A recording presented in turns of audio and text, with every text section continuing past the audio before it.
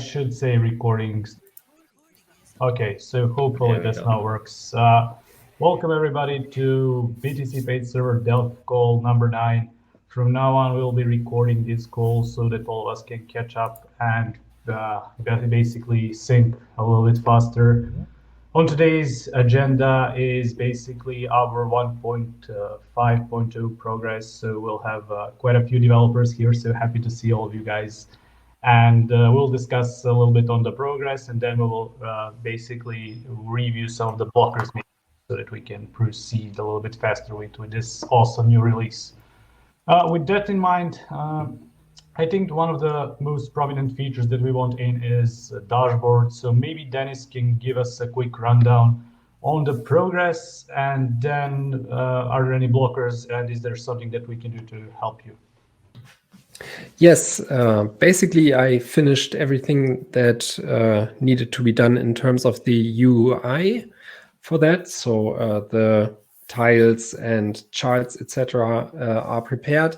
And I was just waiting for Nicholas to finish the NBXplorer refactoring so that we can now start to insert the dynamic data. And I also talked this through with Destruct, and we're both fine with trying to just insert the dynamic data, see if everything looks okay, and if it does, then this would be the first version we could ship and iterate on.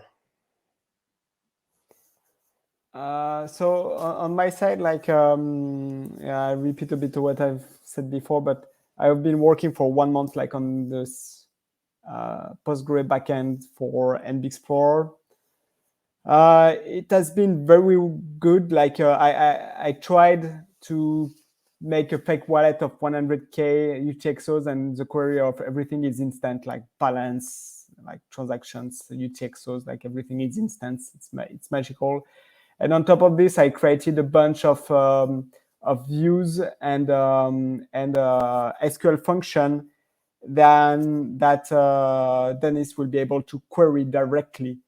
And it really gives you there is one query, it really gives you 2 columns. It's like the time. So you give an input, you give the interval of your query, the time definition, if it's like one candle per day or per month or something like this, and it just gives you a table with the history of the wallet of what happened. Like it do everything, like it just one SQL call to call, and it's instant. So it's do you think that we aren't going to expose those directly in the current NBXplorer API, right? We have to do that separately. Yeah. So the plan is to allow people to directly take make queries on the database rather than passing by the API.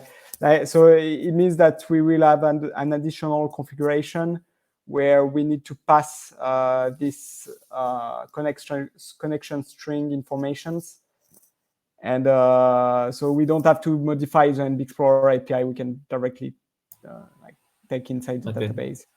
Yeah, sounds good. I guess it makes sense as well to eventually add support for either querying through the NBXplorer client or have an extra client on the side in parallel to the NBXplorer, which does the querying on your behalf. You just give it the connection string. What do you think?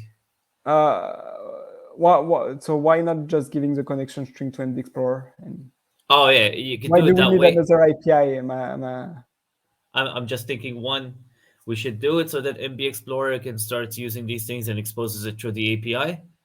But 2, we can also make it so that the NBXplorer client can have a separate class, where you just give it the connection string directly, and it won't have to go through, your application, NBXplorer, Postgres. Maybe it can be like you want to abstract this. Well, I think it's not worth abstracting for now. There is one thing that is a bit that might be problematic by querying the database directly, is that it means that the database needs to be on the same server as the BTCPay server.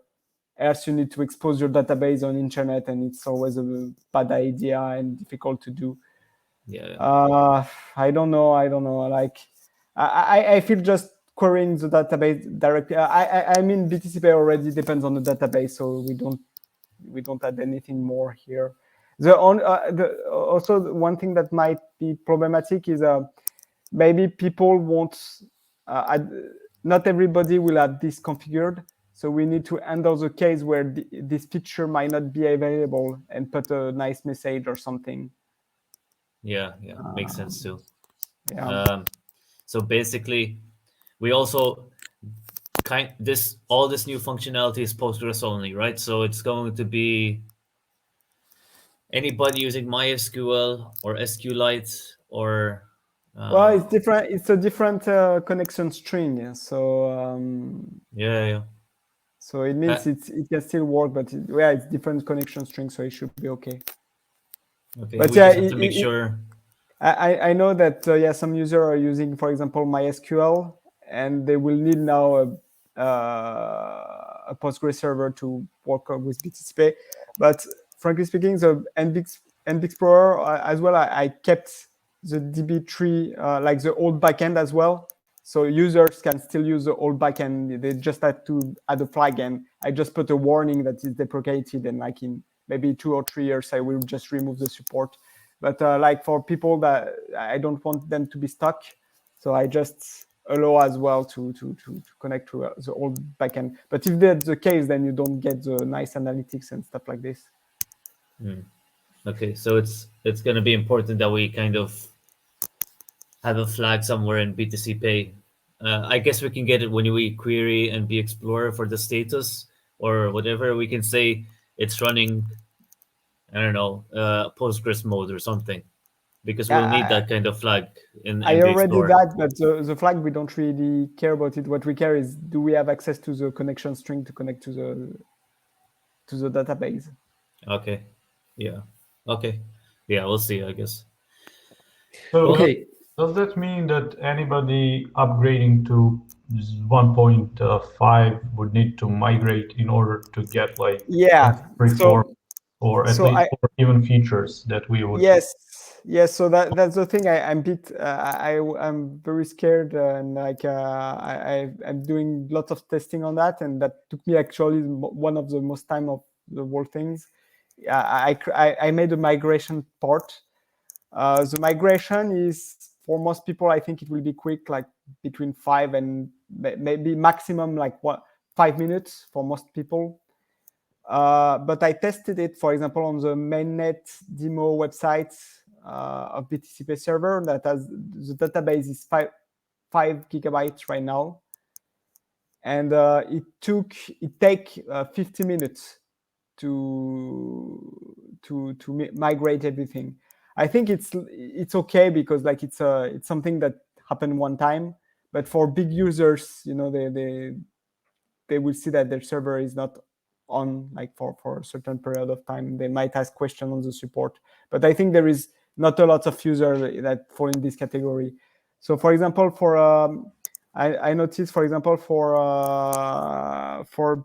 the mainnet server, I think there is like 50,000 transactions, around something like this. So it's it's a big server, but I think we have bigger ones. For example, I guess Namecheap has more. And it's a one-time thing. I think it will be okay to if they can we show a progress of it somehow or something? I show it in the logs of NBXplorer. I show a percentage. Maybe can we add something in this in a status thing in the API? So maybe we can show something in the UI at least, like show a warning screen pop up and be like, hey, don't worry, everything is going to be okay. Just wait a bit more. I think it's possible. I think we have access to. I think in the we have access to the status root when we are like upgrading. So maybe we can add something there. I don't know if it's overkill, but maybe it's not overkill actually. Like people will have less question about it. So I will think about it. Yeah, I think maybe a good idea. Yeah, especially if even for 5 minutes, people are going to be a bit suspicious if they don't see something running instead. Yeah. Like on the BTCPay side, we can just show a big banner pop up and be like, "Hold on, we're upgrading your instance" or something like that. Yeah. Yeah. Kind of like we are showing for the sync. Yeah, exactly. Something like that. A bit more, I guess, proficient. I don't know. Something more in your face. Yeah. Well, that will be something temporary, but I think it makes sense to do this. Like but big instance as well. They are not. They are in a way they are kind of used that NBXplorer taking long time to start because, like for example, for mainnet it was taking 5 minutes to start because there was a kind of defragmentation process that was taking super long time. But yeah, it's better to have some progress indication, I guess. But okay, so from the user perspective, if they were to hit that update button, there is no update button. Is when they update their like they would need to add an environment variable in Docker that would address this migration, or would that be as soon as they no, hit it's update? it's part of the BTCPay update, so it will be automatic. Okay, so it'll be migrated as soon as they hit update, right? Yep. So we need to better be sure that this works, right? Yeah. So that's why I tested on all the instance I could, like on mainnet, testnet, signet. I'm asking as well to a bunch of exchanges and big services that I know use NBXplorer to test the migration. Actually, they bring me like some problems they had with it. So it's I'm testing a lot for now. So would there be like a problem if somebody was using it in some way, either a developer or something, and then it migrates as soon as they hit update? Would there be any problems with their integrations or whatnot, or performance is just better and that's better? I don't know. I'm trying to understand. It should be fine. There's no breaking changes in terms of API. So as long as they haven't been manipulating the database directly or something, there should be fine. Actually, there is one breaking change I wanted to ask to Cooks, but I think it will be perfectly fine. Is before it's for elements and every chain that has assets. Now before, if we could not unblind some outputs, like we were just putting the value to null. Now instead it's considered as an asset that has a value of 1 and the asset ID is FFFFF. Yeah, that's fine. That's one breaking change. I think that's the only one. It's fine. It's better that way too, so people can find them. Yep. So yeah, us like I run also test suites. I run it on the 2 backend, and then everything is passing. So I don't expect any problem on the API side. So to use the news, so what you're saying we should do to integrate this into the dashboard is we should query directly to the connection string in Postgres. Yep. Do you think we should, like as part of NBXplorer, the client, should we provide the SQL directly? So here is the thing. I was planning to make I'm planning, but I think it would take a time to make a completely new NBXplorer. Like, I mean, it will still be NBXplorer, but completely breaking the API, because the API basically right now is like super limited compared to what the SQL backend can do. And I think if we want to add more API, I think it should be on the V2 of NBXplorer, but like breaking the API means like lots of work as well. So I think for now we can just query the database. Okay. Yeah, we'll figure it out at least. Yeah. We can always do it in parallel as well. Like if we write stuff that can query the NBXplorer database, we can always do a NuGet package from inside BTCPay server. Yeah. Or just like on NBXplorer, I just create a new controller with like instead of /v1, I put /v2 and put my own route. Yeah, might be fine as well. Yeah. So Dennis, how would that work for you? Did you, understand what Nicola is trying to tell us? Are there any questions? Because you will be the one implementing this. So I don't know. Questions. I'd use this as a chance to delegate some UI work, or at least for the controller part. So Nicolas seems to have a good overview of how things should fit together, and maybe you can start with with implementing the basic example of this for at least the graph tile in the upper part of the dashboard, because I think it's only for this one we need this new NBXplorer functionality.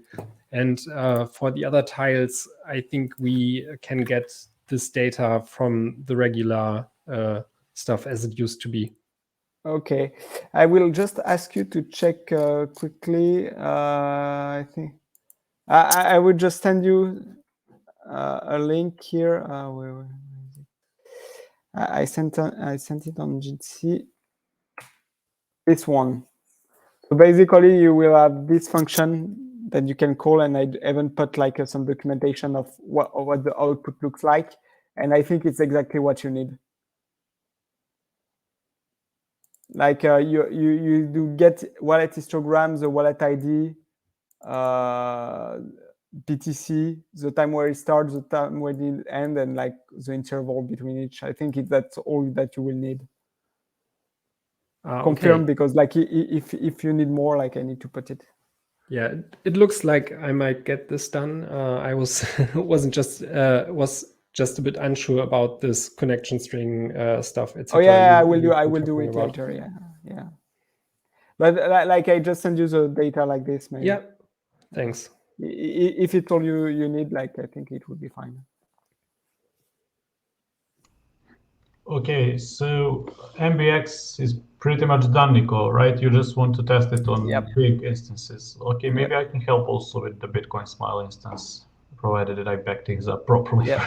But maybe that can You have help. lots of transaction there? Yeah, quite a bit, like maybe Okay. 4 pages of on-chain transactions or something like that. So. Okay. That's not a lot, I think, compared to Oh, what we need to test against. Yeah, probably, yeah. But at least this one, if we break it, it's our instance, so, but if we break it for other people. But yeah, in case you need it, just let me know. Maybe we can try to find some more. Yep. Or just tweet we need testers and people can help us test. Also, during the first time we migrate, I will I will put I will not delete the old DB3 database. So in a way, it's not cool because it means that it will take some space for nothing, but we never know what's go wrong. So yeah. And later, if I see it works and like for 2 or 3 months there is nobody that complain, I would just turn off, to remove it. Yeah, that makes sense. Okay. So are we all clear on the NBX and dashboard? Are there any questions, or should we move to another wizardry which cooks as he is now in his name? Yeah, I'm good. Okay, Cooks, can you go over the new feature that you've been working on? Yes. So I don't know what naming I'm going to stick with at this point because I've been changing it quite a bit.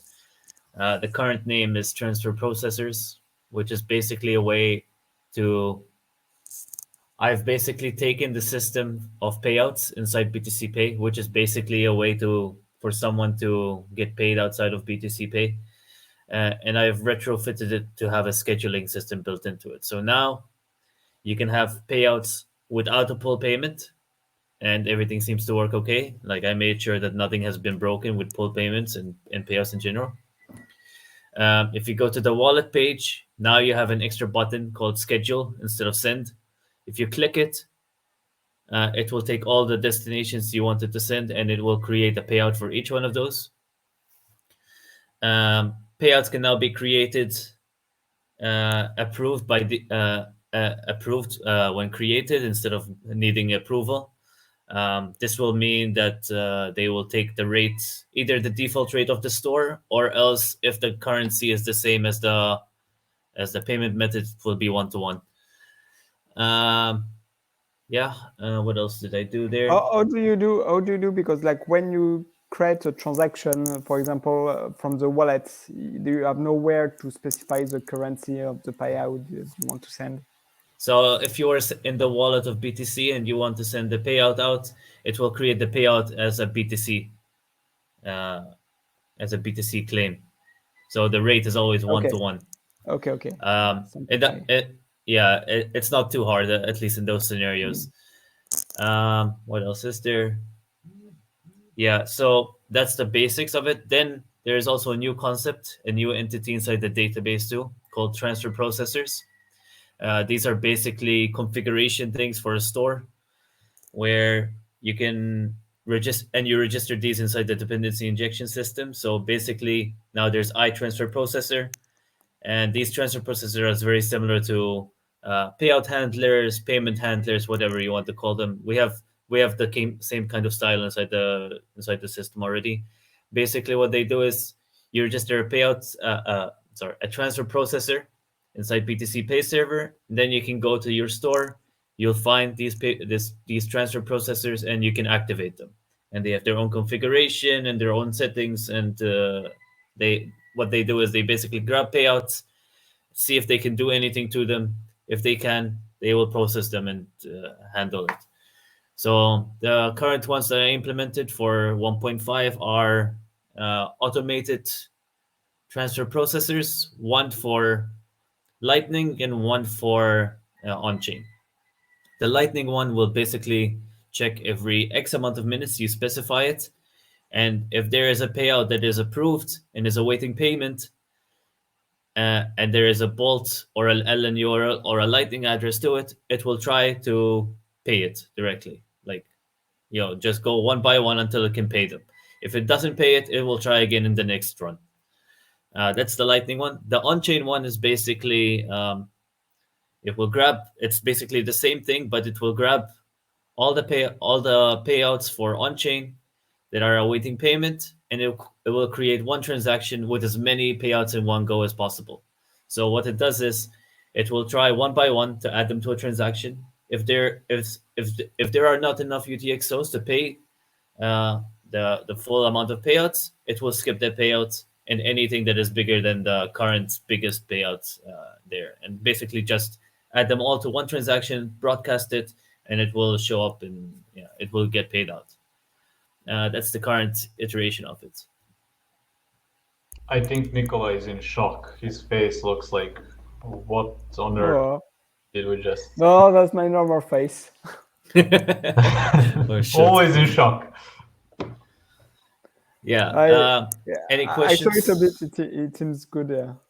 Yeah. Before questions, I just want to say, if you guys want to test this PR, I added it in the chat, and if you test it in your dev environment, especially devs maybe who are new, it will make sense, because like giving a particular use case here is that you can schedule transactions on certain interval, and then basically these payments will be batched. So if you're a merchant, you can schedule this and save on fees, which is quite a lot on saving on fees if you schedule like transactions once a day, once a week, or whatever. So that's one of the use cases. But yeah, maybe there are actually questions. Maybe somebody even tested it. So feel free to ask. And I think we need to also improve the UX and the UI there at some point. But like getting it first out and then early. So I mean, UX wise, in terms of upgrading from the previous release to this release, UX wise, there's only one new page technically. So from a user's perspective, they don't get full of new crazy things in the UI. At least you only get one more settings page where you can configure the transfer processor for a store. They're not enabled by default, so no behavior is going to change out of the box.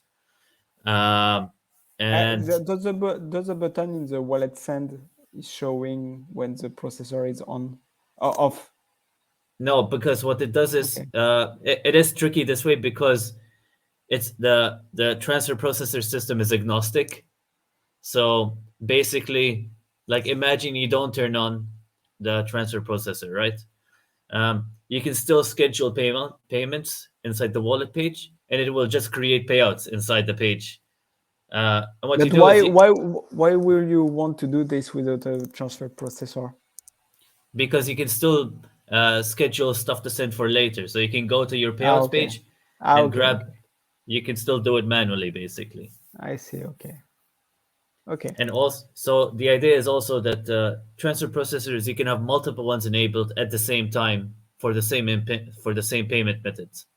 So, for example, we'll have this automated one right now.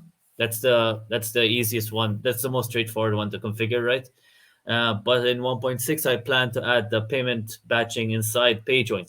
So basically, what will happen is as soon as as soon as somebody is trying to pay your store using PayJoin, we will see if you have any payouts that you have pending awaiting payment, and try to fit those directly inside the transaction going to your store.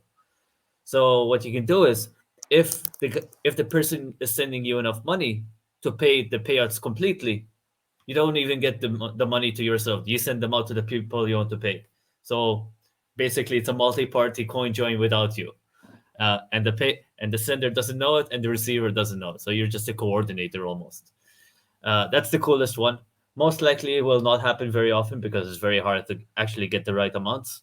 So what will happen is you will add inputs. You will add your own UTXOs as you do already with PayJoin to the payment coming in, and you'll either substitute your output, the one to the store, or you will add more outputs to the PayJoin transaction that pays the suppliers. So that's my logical next step after 1.5, at least for this. Yeah, I think also maybe additionally, I don't know if I'll make it for 1.6, but even some other CoinJoin coordinator stuff should be good. Like, I don't know, put them inside Wasabi or something as well, so you can get them in there. But yeah, the good thing here is that it's a plugin system compatible solution. So if you have something for Wasabi, or if you want to do something for Samurai or something like that, you can do them in a separate plugin, and the user can install them on their instance separately, and they won't pollute the main repository. Yes. Yeah, from status wise, everything is done. I added APIs for everything. I added the docs for the APIs as well, and I added tests as well. So it's ready to go, yeah. Yeah, pretty much. Okay. I play around with it a little bit from the user perspective, but it will be like quite a lot of work to make user understand all of these different concepts that we have: full payments, payouts, scheduled payments, payment transfers, or whatever we call them. Like, it will be like quite a lot of work on our end to iron these out in the interface, I guess, later on. But they do have a use case. We just need to figure out. Yeah, I think it can take time because like it's still very experimental feature, so it's we'll get feedback for that, I guess. Yeah, the thing is, like, even the pool payments, unless it's a very specific targeted use case, like a refunds, people just don't understand what a pool payment is, but they understand refunds. So if we need to like communicate these features in a way so that they solve a particular problem and not just abstract it way too much, like, you can do cool shit on top of it. It's very hard to persuade people to use something unless it really solves their problem or piques their interest in a way that they really want to use it. If it's just another abstracted feature that nobody understands, then we pretty much fail at implementing it, I guess. I mean, I do like as well, like for a lot, the main use case seems to be either refunds or withdrawals. Like if you have a deposit withdrawal system, a balance system on some platform, it's now BTCPay can do it because top-ups introduced basically deposits without an amount, and withdrawals are basically pool payments. So now we have a two-flow system in BTCPay, at least something to manage with. And some people are using it already, like PNXBet is using the pool payment system to a pretty good success, successful volume at least. And I do know others as well that are wanting to use it or are using it. So yeah, so we just need to explain it properly, then we will probably figure out how to communicate, because at some point we will need to like either change how we name these, because this way it's very problematic even for me to understand like what is what without getting like going into full payments, and I wanted to go to payouts and things like that. But I guess at this stage, I'm not sure Dennis has gone dark. He's just imagining how many design calls we will have to do in order to figure out just the naming for all of these new features. Yeah, we'll just call it something along the lines of plugins, apps, or integrations, or whatever. Yeah. the integration tab is kind of like putting the dirt under the rug, you know. Yeah. Oh my God. Okay. Are there any questions about payouts? Cooks, do you need anything specific or just review and test it? Just that. I think I could add more features, but I'm gonna wait a bit more. I'll wait for 1.6 because I can add like thresholds, minimum payouts to process. Yeah, let's not go there. But basically, you can do some. The idea as well is to basically make the BTC transmitter stuff work directly with this, because now you can basically say, like, if you have an exchange address of let's say XYZ, just schedule a payment to it at one Bitcoin, and it will keep trying to transfer to the 1 Bitcoin to the exchange until the balance is big enough to transfer to 1 Bitcoin. So you can have a hot wallet and a cold wallet at the same time, and you can transfer funds between them depending on when the funds are come in. So yeah. Luckily, you're going to Miami, and then you were forgot about all of these crazy ideas, hopefully, until we manage to iron out everything. So, yeah. Yeah. Okay, shall we move to another item on agenda? And unfortunately, Wouter has to go, and that was his PR was next. But okay. Oh shit. Yeah, Okay. I can keep it really short. Basically, Sure. I'm just waiting for review. And yeah, if you guys want to learn more, it's quite a story. I'll have to do it another time. But yeah, I'm just waiting for review at this stage. Okay, I think I started reviewing it, but it was like 1 month ago. There is nothing that dramatically changed since then, right? Well, it is 99% unit tested. Okay. So yeah. Oh yeah, you managed to do it. Okay, yeah, I didn't check the since then. Okay, I take a look like Cooks as soon as I Cooks finish has reviewed some parts of it, so yeah. Okay. Yeah. Okay, but I really gotta go, guys. My kids are waiting. Okay. Yeah. All right. All right. Thanks, guys, and talk to you later. Bye-bye. Yeah. Okay, See ya. bye. Bye. So right. just for people listening, like he was working on the ability to interact with exchanges from BTCPay server, and like BTCPay will just kind of expose an interface where that is kind of abstraction of the underlying exchanges, and I think it's good to have, and I think in the future it will also come together with the transmitter stuff that Cooks is doing, where you can say, okay, every weeks, for example, like take all the money and send it to the exchange account or something like this. And I think right now he only did for Kraken, and it's I think we'll just see how it's going on, you know, like deploying it. I think from my end, so what I've done so far, I edited the PR a bit, and I made the Kraken stuff into a plugin as well, because I don't think we should ship an opinionated. Oh yeah. So I remember. So we wanted to make it a plugin, but I remember that he developed it not as a plugin because like it's so difficult to code it if it's a plugin. Like you cannot easily test it. So you managed to refactor it to make it a plugin, and I only did part of it. I only did the Kraken part as a plugin, but we could probably do the rest as a plugin too. And you managed to test it. Right now it is tested, yeah. But still, yeah, it's still a bit tricky to do because there's still stuff that needs to happen, I think, because you can test the stuff in plugins without too much of an issue because you can create plugins and you can reference them directly inside the project. And then when you're doing the unit tests, they'll hook up to them as if it's just part of the BTCPay stuff. The idea is that when you're doing this stuff, you work them on a separate branch and a separate fork of BTCPay where you keep your plugin code there because you don't want it to live inside BTCPay directly if you write a plugin. So I'm still not 100% certain if the code for the exchanges should live directly inside BTCPay or if it should be a plugin. So for the exchange, like eventually, or like even maybe for this release, I think it should be a plugin. But I was just concerned about the testability of this thing. No, it should be okay. It should be testable. Okay. The biggest concern is that now, if you write because there are extensions to the API and all this stuff as well.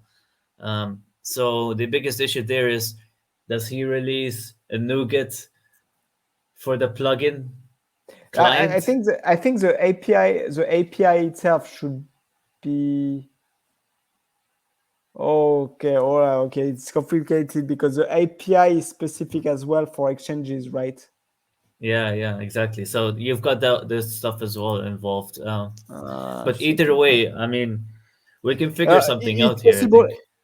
is it possible to? Is there an extension point for putting like documentation? Yeah, Dennis, I think did that already shit. with Ellen Bank. Wow. Also, Ellen Bank, like when you activate the plugin, it adds documentation. Well, we're not quite done with that. At least I added an API for LM-Bank, and I also added the documentation. But Cooks, I think you didn't get around to take a look at it, how to integrate it. No, I haven't. Oh, yeah, completely we forgot. still need to get to. Okay, I should write this down because I'm gonna forget. Nevertheless, there are ideas, and I think Cooks is right. So you can write test for the plugins just like you do for the app. And in Wouter's case or in mine, it's just a matter of running the Circus CI build for your own repository as well. Then, yeah. So it is possible. I just don't know how deep we should go with this, because maybe we can take the same approach as we did as I'm doing for transfer processors, where we have the basics inside BTCPay, and then the plugins add the implementations for the custodians. So Kraken would be a plugin and all that stuff, but we don't build directly that stuff in there. But I have to take a closer look, because there's a lot of code as well, because it's not the Kraken code is only a subset. There's like swaps, trades, deposits, withdrawals, that kind of stuff that we have to keep in mind on how it works. I think all of this except the Kraken code should be in the main project. Okay. But the Kraken, there is still like a kind of, for example, for Kraken, like if you want to do a withdraw, normally it's the same thing. It should be the same API for all exchanges. But typically when you add your Kraken account, you need to put an API key or something like this, and it's different. The authentication. Yeah, that's fine. That's fine, because what he's done is with that he's added a common interface. So the configuration, the API for configuration has a J object where you pass in the configuration through that. Yeah, but how do you document this? Yeah, so I mean, that's why we were talking about the documentation extension point. Yeah, that's not too bad. I think we can do it through the extension points for documentation. I'll add that then later. What else was there? My issue is that there are some edge cases that I wanted to fix, but I don't know if we will be able to fix them if we deploy it directly on the main code base. So one thing I was looking at is like, what if we wanted to add non-custodial exchanges somehow? They have different flows and different processes in how they work. Like they're more asynchronous in how they process the steps, right? So if we think that would be different API in this case. Like I don't see how you can do something abstract enough to cover both. Yeah, right. That's what I'm thinking. That's what I'm worried about, at least. Like it would be nice if we could do one unified feature for it, but I don't think it's possible. I don't think so, no. Well, yeah. So yeah, but I've already refactored the code so that the Kraken stuff is in a separate plugin. Yeah. We'll see. So, Cooks, are you on top of reviewing that one? Do you need any help from somebody, or? Yeah, I can review it a bit more. Yeah. Okay. It's a very big code base. So the idea is we split it up into at least two, where one of them is the Kraken plugin, and that can live inside Wouter's fork himself, his own code, and then the other stuff can be the direct plugin, the direct pull request for BTCPay server. Yeah. Okay. I'm just looking at the milestones. These 3 or 4 features seem to be the major things that we want in. Like anything else probably can be delayed. Even though I see your pull payment support auto approval of payouts. Like, I guess you also need that one in. Yeah. I have 2 other pull requests that go along with this transfer processor one. One of them basically fixes the payouts label inside the wallet. You know that one, Nicholas? Oh yeah. Basically, if there's 5 payouts paid from one transaction, it was marking only one of them in there.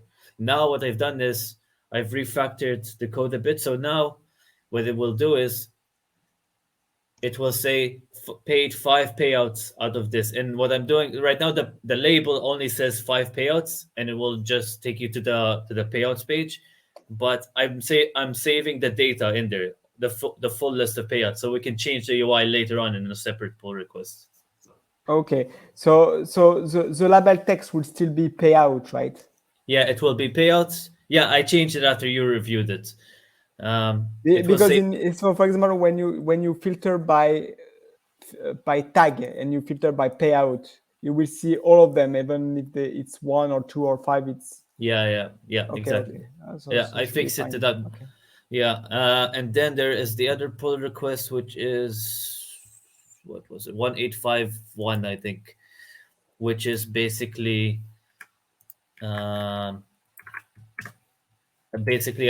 pull payments to basically any new pull payments have a new option where they can be pre-approved. Any payouts created through them are pre-approved. So once they get created, the payout, it will be awaiting payment directly. And this is useful for, when you want to do an automated system kind of thing, like where you just give the pull payment to someone, that it's going to be 0.005 Bitcoin, and you just want to pay it out to them without interfering. So pairing this pull request with the transfer processor pull request, it means that that stuff can get paid automatically in the background, refunds automatically processing and all that stuff. Okay, just need to be careful about the permission here, because like if we are not careful, like, and somebody with a guest access to the store can just drain the wallet. Actually, it was one thing that I was concerned about refunds, that if somebody can do refund and like you automatically pay it, then they can just drain the wallet. Yeah, that's actually a good concern there, because I didn't change any permissions here when you create a pull payment. I think the pull payments need owner permission already, so maybe it should be fine. Okay, we should check on that. Yeah, those two are from my end. I'm also working on something experimental. One of them is... The rest is not. Yeah, Pav, do you have any more stuff, or should I fill up the time with junk? No, I wanted just a few more things, mainly maybe an update from Endit regarding WooCommerce version 2, which is already used by over 100 people. I'm so stoked that 100 people already use it. So cool. Yeah, if there are any I'm so happy that this plugin, like, finally we get rid of the old one. Oh shit. Yeah. So, yeah, feel free to jump in. Yeah, so the last weeks, it was mostly about feedback. Some things were not working as expected in some environments, but I think now it's pretty stable. And I also released version 1.0 so that people are confident that they can install it. Yeah, there's still some things like we discussed with refunds. These are new features we can now implement. I did not start that yet because I started with the Joomla integration for Virtuomart. And after that, I will do the OpenCart one. So I think we have then basic plugins. I won't make it that sophisticated like the WooCommerce one, but that we at least have one basic checkout plugin for both systems. And we see if there's a lot of feedback, a lot of users, then we can iterate on more features. But I think for now, I will keep it simple for those two. Because like for the Drupal one I did 2 years ago or so, not many people are using it yet. So I don't think we should put a lot of effort into it for now. Okay. So Makes if sense. we see if something catches on, we can put into more work into it. And yeah, I will continue then with the WooCommerce features, I guess.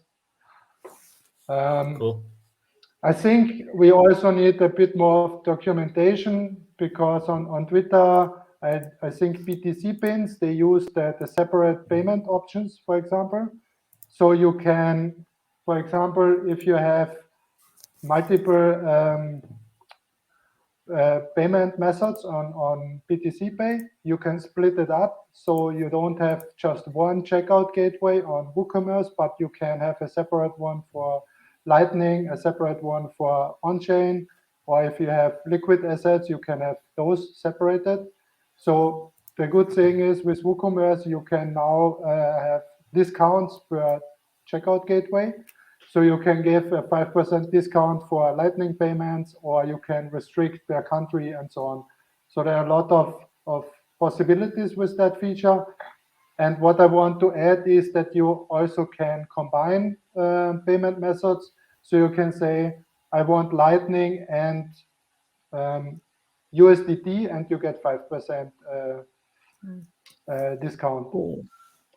This is now possible with the new Greenfield API. In the old plugin, it was some kind of hacky CSV data structure we put in there, but now we can get everything from the API, and you can make a drop-down list where you can select what you want. So it's now with the Greenfield API much more stable and much cleaner.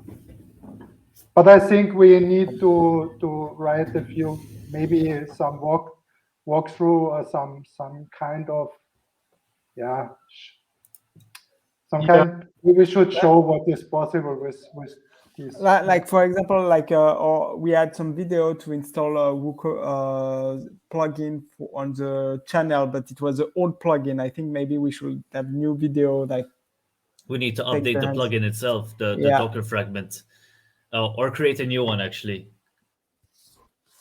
So Yeah. That's tricky. Yeah, you're right. Yeah, you're right. We should create a new one. Oh yeah, we need to do that. Yeah, you're right.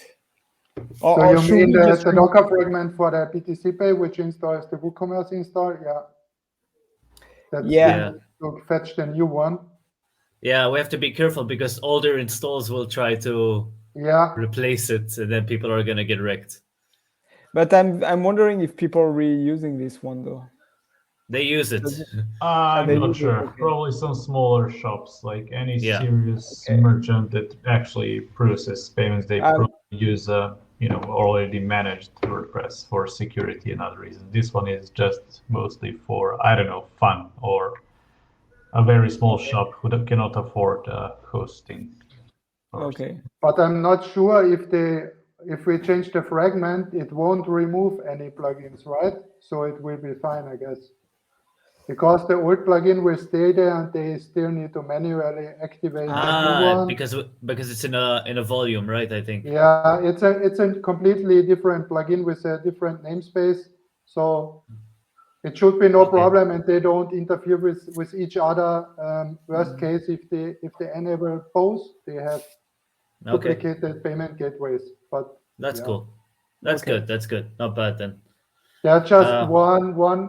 So for the old one, we had a build step, which used Grunt to build a distribution out of it. This is not needed for the new plugin, but one build step is still needed. This is the Composer install, which fetches the PHP library.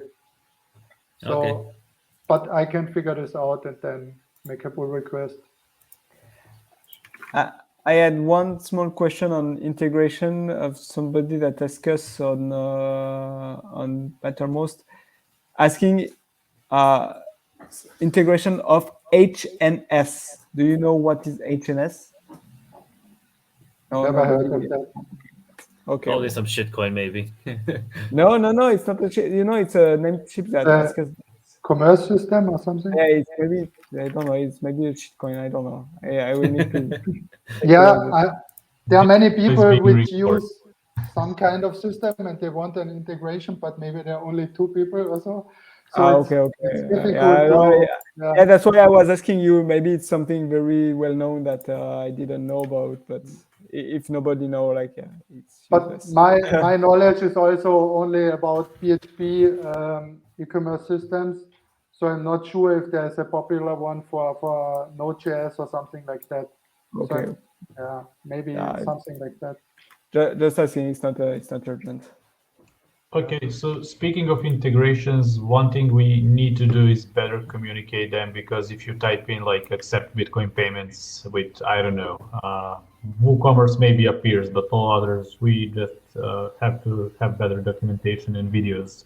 Like our video that WebWorthy recorded for the WooCommerce integration really got some views, and it appears very nice in YouTube. So we are working on more documentation and more videos. WebWorthy will be making videos. Bas, who is here with us, already started like tackling PRs like crazy in documentation. So that all is coming along nicely. It just needs a little bit more time for all of us to figure things out and better sync, but it's coming. So I also want to work on improving like better documents on the plugin page itself on WooCommerce. I think we can do better when it comes to SEO as well and things like that, but that's a little bit of a different topic, I guess.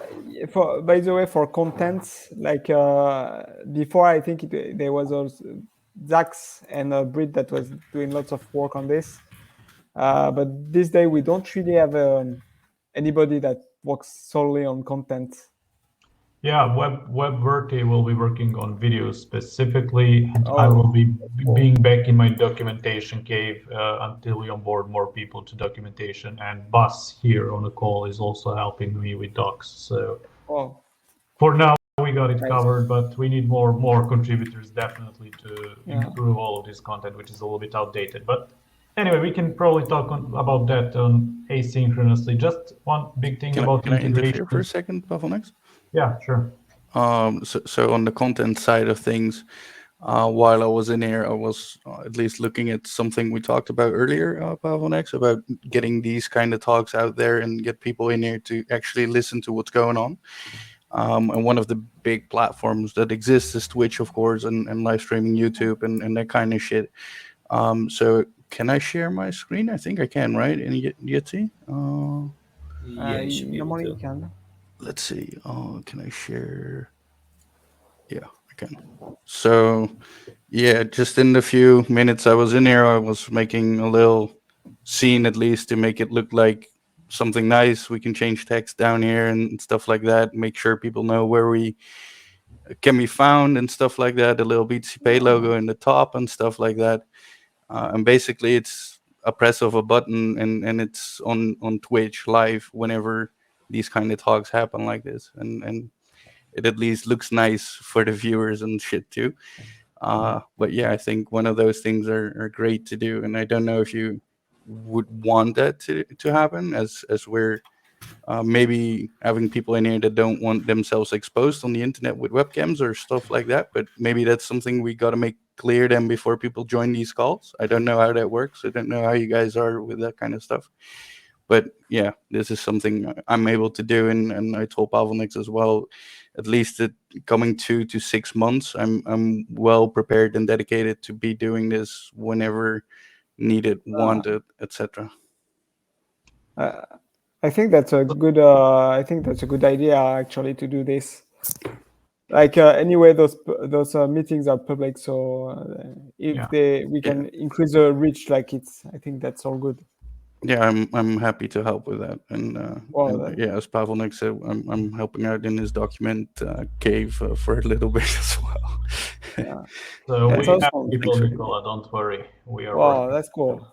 Just took a little bit I'm of getting time out of my cave. Sorry, like for Yeah. 1 month, I was really like, I didn't ever look at the repository of BTCPay for 1 month. Like, Yeah. was fully So focused there on my was stuff. one very important thing that I wanted to pinpoint regarding integration is that Shopify integration needs to be tested somehow. There are people on Telegram reporting it is broken, and we need to test it somehow because it is our second most used integration, it seems. And Yeah, the pain in the thing that is pain in the ass with Shopify is they are kind of breaking on purpose everything we do. So it's like, oh shit, they find a workaround to do their stuff. Okay, we'll break it somehow. yeah, so Cooks actually fixed that. They discontinued private apps or something like that, but Cooks found a workaround, then implemented it, but it needs to be tested so that we can document it and release a new video, because on Telegram specifically, there are quite a lot of people coming in, watching all videos and documentation, not being able to integrate Shopify. And then there are those who integrated it, but something doesn't work. So it's one integration that somehow we really should test. If there's somebody who has the Shopify here, or we can find somebody who can help us with that. I pinged a guy from Shopify who is on our Mattermost. Maybe he can help us. I don't know, but it really needs to be fixed. There is something wrong, but I'm not sure what. Just need to test it. Okay. The version, the latest version, by the way, of BTCPay server seems to be quite stable. Like, no, we didn't release anything for a while, and nobody complained too much. Good to know. Except Shopify, of course. Yeah. Well, that doesn't mean that you can go in a cave and leave us for another month. So we need you to review all these PRs now. So. And while we're on that topic, do we plan another small release before 1.5? So, I mean, on my end, what I have in projects, it doesn't seem that we have something urgent that needs to be pushed. So maybe not, but there are quite a few big PRs that we want to review. So who knows what will happen? I don't know. On my side, for 1 month, I've been in my cave, so I don't really know. I'm asking because I got a few minor Lightning things that might be good to integrate, or at least we could bundle a release with that. And because there's one thing in LN Bank which is fixed in the plugin code, but it requires BTCPay upgrade as well because the Lightning lib still needs to be shipped. Yeah. Yeah, I think yeah. If we have we can definitely do a small one. Like we have, you have a more than this, only this commit, or you have more? Well, it depends whether or not we want to cram something else in there as well. I mean, yeah, I'm not against like making a small release if there is 2 or 3 like small I fixes. don't remember us fixing like some big bugs, but maybe we can check. Okay. But if we are releasing in 1 or 2 weeks, hopefully this time. But also I think I will release the new NBXplorer before the next version, because like at least if bad things happen, at least not everybody like update at the same time and end up with a broken install. I will try to put NBXplorer before that as well. Okay, so 2 weeks should be enough for us to get those 3 or 4 major into it, and maybe do, if needed, like really needed, bug fix release in the middle of that. But yeah. Okay, so I guess on my end, I'm done with the agenda items, it seems. If there are any last final words, questions, or ideas, feel free. Yeah, there's one more dev-related thing I have, and it's the Circle CI build. There still seems to be errors. I tried to upgrade it because they deprecated something around their old images. But Circle CI, our build right now is failing, or it's not even failing, it's just exiting. And yeah, maybe I'll send another PR in after this call. But I think we have to do something there because right now the build doesn't even work. Okay. if if they require us to use like the Docker images instead of machines on another project, we are doing this like so in Circle CLI, in Circle CY, like you have two ways of making a running your actions. One is like it creates a container, and another one it creates a VM. And they might have put some restriction on creating VM, and you have only containers. But if that's, I didn't check, but if that's the case, I know that I have some hacks from inside the container to connect to the host's Docker, and like do whatever we need like it was working before. Yeah, from what I've seen, we are using this machine-enabled true flag, and this seems to be the cause of the error. And maybe we just need to switch to another setting there. Okay. I can check this later then. I did it on some projects, so should be fine. Okay, guys, I guess then we can wrap this call. Thanks for joining in. Thanks, people who watch this later. And yeah, if you have any questions, feel free to join our Mattermost chat.